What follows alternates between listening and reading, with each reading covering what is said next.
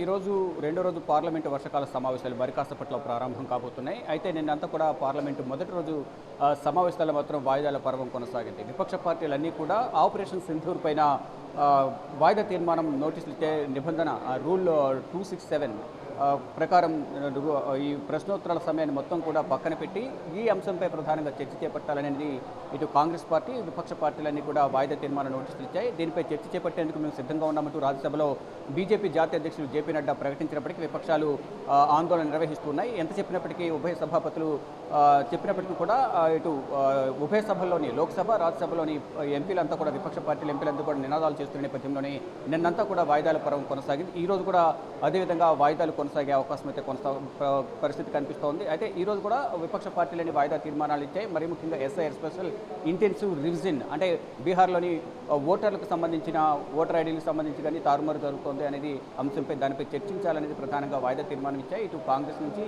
ఇతర పార్టీల నుంచి కూడా వాయిదా తీర్మానం నోటీసు ఇచ్చిన నేపథ్యంలో దానిపై చర్చ చేపడతారా లేదనేది కూడా చూడాల్సి ఉంది. ఇక రెండో రోజు కూడా ఈ చర్చలు అనేవి వాడివేడికి కొనసాగే అవకాశం కనిపిస్తుంది. మరో కీలక అంశం ఉపరాష్ట్రపతి జగదీప్ ధన్కర్ రాజీనామా అంశం అనేది తీవ్ర ఉత్కంఠ కొనసాగుతోంది. వాడివేడిగా దానిపై ఈరోజు చర్చ కొనసాగే అవకాశం కనిపిస్తుంది. దీనికి సంబంధించి ఇప్పటికే విపక్ష పార్టీలను కూడా కొన్ని అనుమానాలు వ్యక్తం చేస్తున్నాయి. అంటే ఒకవైపు తనకు అనారోగ్య సమస్యల వల్ల ఆరోగ్యం సహకరించకపోవడం వల్ల నేను రాజీనామా చేస్తున్నానని చెప్పడాన్ని ఆయన వ్యాఖ్యలను గౌరవించాల్సి ఉంటుంది. కానీ ఇప్పుడు తాను రాజీనామా చేయడం పట్ల ఏ విధంగా చూడాలనే దానిపై మాత్రం కొన్ని అనుమానాలు వ్యక్తమవుతున్నాయి.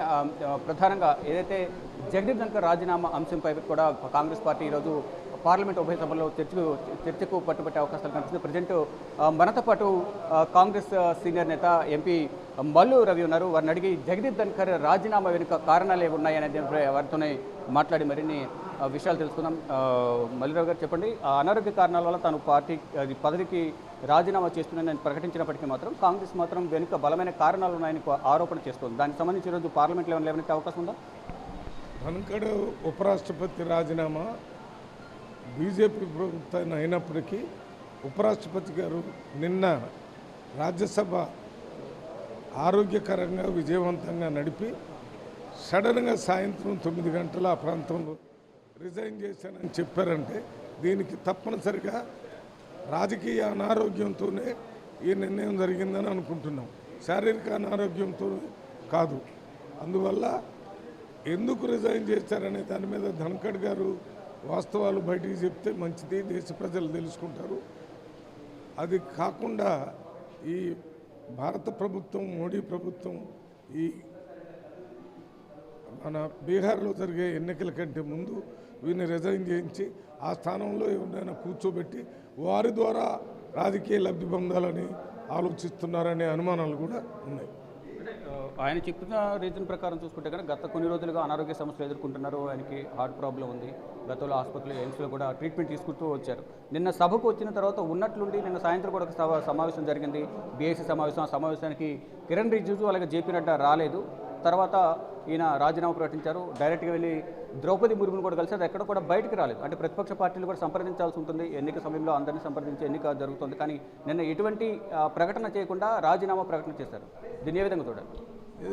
దీన్ని బట్టి అంటే కిరణ్ రిజిజు గారు, నడ్డా గారు బిజినెస్ అడ్వైజరీ కమిటీకి రావాలంటే వారు రాలేదు. నిన్న 4 గంటలకి మన ఉపరాష్ట్రపతి గారు ఏర్పాటు చేసినటువంటి మీటింగ్కి వారు రాకపోవటం, మళ్ళీ ఇవాళ 1 గంట కూడా బిజినెస్ పెట్టారు.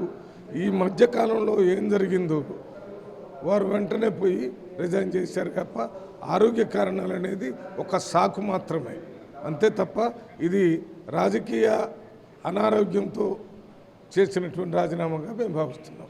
అంటే నెక్స్ట్ వారికి అనుకూలంగా ఉన్నవారిని ఉపరాష్ట్రపతి చేసే అవకాశం ఉందా? తప్పనిసరిగా వారికి అనుకూలంగా ఉన్నవారు బీహార్ ఎలక్షన్లో ఉపయోగపడతారనుకున్న వాళ్ళనే చేస్తారనేది అటువంటి అనుమానాలు 100% మా దగ్గర. వైస్ చైర్మన్ ఉన్నారు, ఆయన్నే ఫర్దర్గా కంటిన్యూ చేసే అవకాశం ఉందా? హరివంశ్ సింగ్ నారాయణ ఎవరిని చేస్తారో తెలియదు. అది వేచి చూడాల్సిన అవసరం. మొత్తం చూసుకుంటే జగదీప్ ధన్ఖర్ సంబంధించిన అంశం అనేది తీవ్ర దుమారం రేపుతోంది. రాజకీయ కారణాలు వెనుక ఉన్నాయి అనేది ప్రధానంగా లోతైన కారణాలు ఉన్నాయి. దానికి సంబంధించి ఈరోజు చర్చ చేపట్టాలనేది కూడా ప్రధానంగా విపక్ష పార్టీలు డిమాండ్ చేస్తున్నాయి. మరోవైపు రేపు జగదీప్ ధన్ఖర్కి సంబంధించిన టూర్ షెడ్యూల్ కూడా ఉంది. ఇతర రాష్ట్రాలకు వెళ్ళే షెడ్యూల్, ఆ షెడ్యూల్ కూడా ఉపరాష్ట్రపతి కార్యాలయం నుంచి షెడ్యూల్ ముందుగానే వచ్చింది. కానీ ఈలోపు ఆయన పర్యటన షెడ్యూల్ వివరాలన్నీ కూడా ఉపరాష్ట్రపతి కార్యాలయం వెల్లడించింది. మళ్ళీ ఉన్నట్లుండి నిన్న సభకు వచ్చిన తర్వాత ఇప్పుడు రాజీనామా ప్రకటించడం నిన్న సాయంత్రం అనేది ఏ విధంగా చూడాలనే దానికి మాత్రం అందరూ కొన్ని అభ్యంతరాలు వ్యక్తం చేస్తున్నారు.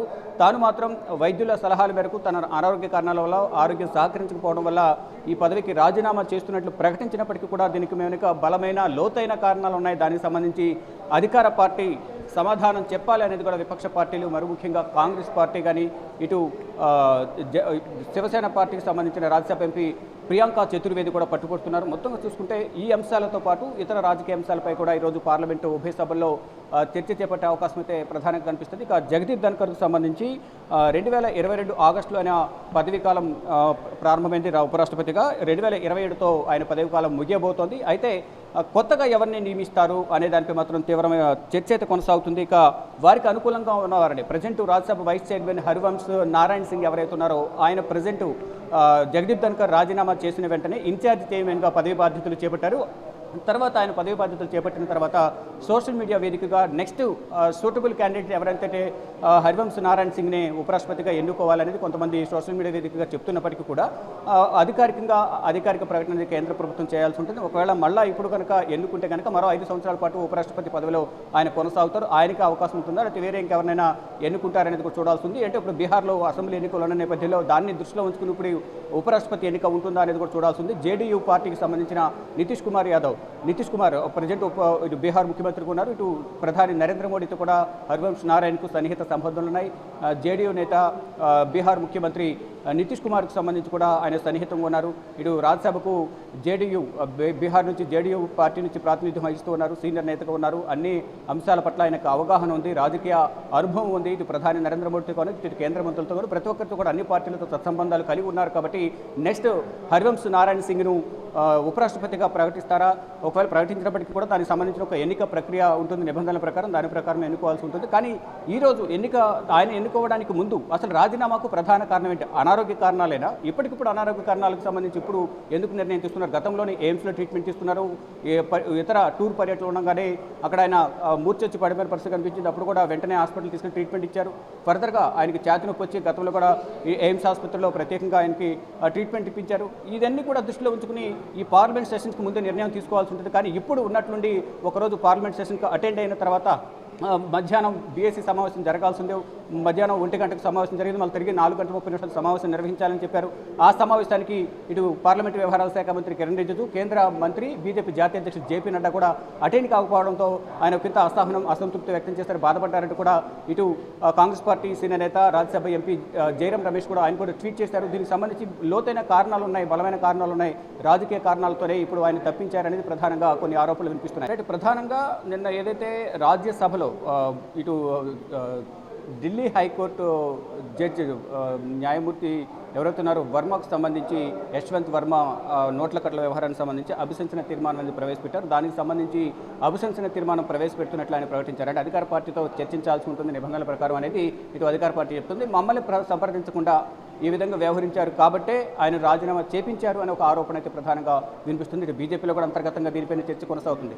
ఏదైతే నోట్ల కట్ల వ్యవహారానికి సంబంధించి ఇటు ఢిల్లీ హైకోర్టు న్యాయమూర్తి యశ్వంత్ వర్మ నివాసంలో వారి కిచెన్లో మంటలు రావడం, మంటల్లో నోట్ల కట్టలు దగ్ధం కావడం, దాని తర్వాత ఒక కమిటీని ఏర్పాటు చేయడం, ఆ కమిటీ నివేదికను సమర్పించిన తర్వాత ఇటు పార్లమెంటు వేదికగా కూడా దీనిపై చర్చ చేపట్టాలంటూ అందరూ కోరిన నేపథ్యంలో నేను అభిశంసన తీర్మానాన్ని సంతకాలతో కూడిన నివేదికను ఉపరాష్ట్రపతి జగదీప్ ధన్ఖర్కు నిన్న రాజ్యసభలో సమర్పించిన నేపథ్యంలో ఆయన వెంటనే దీనిపై అభిశంసన తీర్మానం చేపట్టి దీనిపై చర్చ చేపడతామంటూ కూడా ఆయన తెలిపిన నేపథ్యంలోనే ఇక్కడ అధికార పార్టీ అధినాయకత్వం ఆగ్రహం వ్యక్తం చేసింది.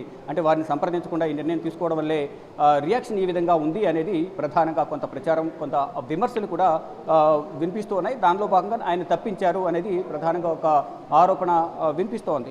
అదే కారణమా ఇంకా వేరే కారణాలు ఉన్నాయా? ఆయన చెప్తున్నట్టు అనారోగ్య కారణాలైనా, రాజకీయ కారణాలు ఉన్నాయా? అసలు ఏముంది అనేది కూడా చూడవలసింది. కానీ ఆయన తర్వాత ఎవరిని ఉపరాష్ట్రపతిగా ఎన్నుకుంటారని చూడాల్సింది. ఇక జేడీయూకి సంబంధించి ఇంతకుముందు చెప్పినట్లుగా హరివంశ్ నారాయణ సింగ్ను ప్రెసిడెంట్ ఇన్ఛార్జ్ చైర్మన్గా నియమించినట్టు తెలుస్తుంది. ఆయన ఎప్పుడైతే రిజైన్ చేసిన వెంటనే హరివంశ్ నారాయణ సింగ్ బాధ్యతలు చేపట్టి ప్రెసిడెంట్ ఆయన కొనసాగుతూ ఉన్నారు. ఫర్దర్గా ఎవరిని ఎన్నుకుంటారు అంటే ఎటువంటి ఈక్వేషన్స్ను పరిగణనలు తీసుకుని నెక్స్ట్ ఉపరాష్ట్రపతిని ఎన్నుకుంటారని చూడాల్సింది. కేంద్ర ప్రభుత్వం ఈరోజు ఇటు విపక్ష పార్టీలు వాయిదా తీర్మానాలు ఇచ్చే దానితో పాటు ఈ అంశాన్ని ప్రధానంగా ఉభయ సభల్లో లేవనెత్తి కేంద్ర ప్రభుత్వాన్ని ప్రశ్నించాలని కూడా చూస్తున్నారు. దానిలో భాగంగా ప్రధానంగా రాజీనామా వెనుక ఉన్న ప్రధాన కారణాలు రాజకీయ దురుద్దేశమా, అనారోగ్య సమస్యల ఏంటి అనేది కూడా ఈ రెండు అంశాలకు సంబంధించి ప్రధానంగా ఇప్పుడు పార్లమెంట్ ఉభయ సభల్లో కూడా వాడివేడిగా చర్చ కొనసాగే అవకాశం కనిపిస్తుంది. ఒకవైపు వాయిదా తీర్మానం ఇస్తున్నాయి విపక్ష పార్టీలు, మరోవైపు ఇటు జగదీప్ ధన్కర్కి సంబంధించిన అంశం ప్రధానంగా హీట్ పుట్టిస్తోంది. చూడాలి మరి ఏం జరగబోతుంది. ఈరోజు రెండవ రోజు పార్లమెంట్ సమావేశాలు మరి కాసేపట్లోనే 11 గంటలకు ప్రారంభం కాబోతున్నాయి. ఈ ప్రారంభమైన వెంటనే వాయిదా తీర్మానాలపై ప్రశ్నోత్తరాలు పక్కన పెట్టి వాయిదా తీర్మానాలు చర్చ చేపడతారా? ఇటు రాజీనామా అంశం, జగదీప్ ధన్కర్ రాజీనామా అంశాన్ని పార్లమెంట్ ఉభయ సభల్లో విపక్ష పార్టీలు లేవనెత్తుతాయా? వీటన్నింటినీ అధికార పార్టీ ఏ విధంగా ఎదుర్కొంటుంది చూడాల్సి ఉంటుంది. ఇంతకుముందు చెప్పినట్టు ప్రెసిడెంట్ రాజ్యసభ వైస్ చైర్మన్ ఎవరైతే ఉన్నారో హరివంశ్ నారాయణ సింగ్ నిన్న జగదీప్ ధన్కర్ రాజీనామా చేసిన వెంటనే ఆయన ఇన్ఛార్జ్ చైర్మన్గా బాధ్యతలు, రాజ్యసభకు చైర్మన్గా బాధ్యతలు చేపట్టిన నేపథ్యంలో ఫర్దర్గా ఆయనే చైర్మన్గా కొనసాగాలి, ఉపరాష్ట్రపతిగా కూడా ఆయన్నే ఎన్నుకోవాలి అనేది ప్రధానంగా. అంటే ఎవరైతే ఉపరాష్ట్రపతి ఉంటారో వారే రాజ్యసభకు చైర్మన్గా వ్యవహరిస్తుంటారు. దానిలో భాగంగానే హరివంశ్ నారాయణ సింగ్నే ఎన్నుకోవాలి, ఆయన అన్ని విధాల సూటబుల్ అనేది కూడా అందరూ సోషల్ మీడియా వేదికగా చెప్తూ ఉన్నారు. దానిలో కామెంట్స్ కూడా చేస్తున్నారు. దానిలో భాగంగా ఇప్పుడు జేడీయూ ఒకవైపు ఎన్డీఏ కూటమిలో జేడీయూ మిత్రపక్షంగా ఉంది.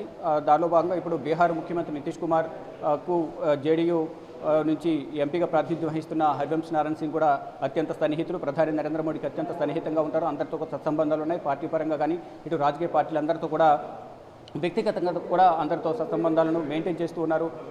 ఈ నేపథ్యంలోనే హరివంశ్ నారాయణ సింగ్ని కంటిన్యూ చేస్తారా? ప్రజెంట్ ఆయన ఇన్ఛార్జిగా చైర్మన్గా కంటిన్యూ చేస్తూ ఈ పార్లమెంట్ సెషన్ ముగిసిన తర్వాత, అంటే పార్లమెంట్ సెషన్ నిన్ననే ప్రారంభమైంది, అంటే నిన్న 21 జూలై 21 నుంచి ఆగస్టు 21 వరకు ఈ పార్లమెంట్ సమావేశాలు కంటిన్యూ అవుతూ ఉంటాయి. ఈ మధ్యలోనే ఉపరాష్ట్రపతి ఎన్నిక ఉంటుందా? పార్లమెంట్ సమావేశాలు ముగిసిన తర్వాత ఎన్నుకుంటారా? ఈలోపు ఎంతమంది పేర్లు తెర మీదకి వస్తాయి? ఎంతమంది సంబంధించి ఆశావాహులు కూడా మేము కూడా ఉపరాష్ట్రపతి రేసులో ఉన్నామంటూ కూడా అధిష్టానం పెద్దలను కలిసి వారిని కూడా పరిగణనలు తీసుకోవాలి కూడా అని వారు ఏమైనా కోరతారా? అసలు అధిష్టానం మధ్యలో ఏముంది? ప్రధాని నరేంద్ర మోడీ, కేంద్ర హోంమంత్రి అమిత్ షా, ఈ ఇద్దరు కూడా మోడీ ద్వయం ఎవరైతే ఉన్నారో బీజేపీ అధిష్టానం సంబంధించి, బీజేపీకి సంబంధించి వారిద్దరి మధ్యలో ఎవరున్నారు? ఇటు ఆర్ఎస్ఎస్ ఎటువంటి ఈక్వేషన్స్ని పరిగణనలు తీసుకుని నిర్ణయాలు తీసుకుంటుంది. మరోవైపు బీజేపీ జాతీయ అధ్యక్షుల నియామకం కూడా ఇంకా పెండింగ్లో ఉన్నది. దానికి సంబంధించి మరోవైపు ఉపరాష్ట్రపతి ఎన్నికకు సంబంధించి ఎటువంటి ఈక్వేషన్స్తో వారు ముందుకు వెళ్తారు? ఇటు ఆర్ఎస్ఎస్ భాగస్వామ్యం కూడా ఉంటుంది. ఆర్ఎస్ఎస్ నిర్ణయాలు కూడా పరిగణనలు తీసుకోవాల్సి ఉంటుంది.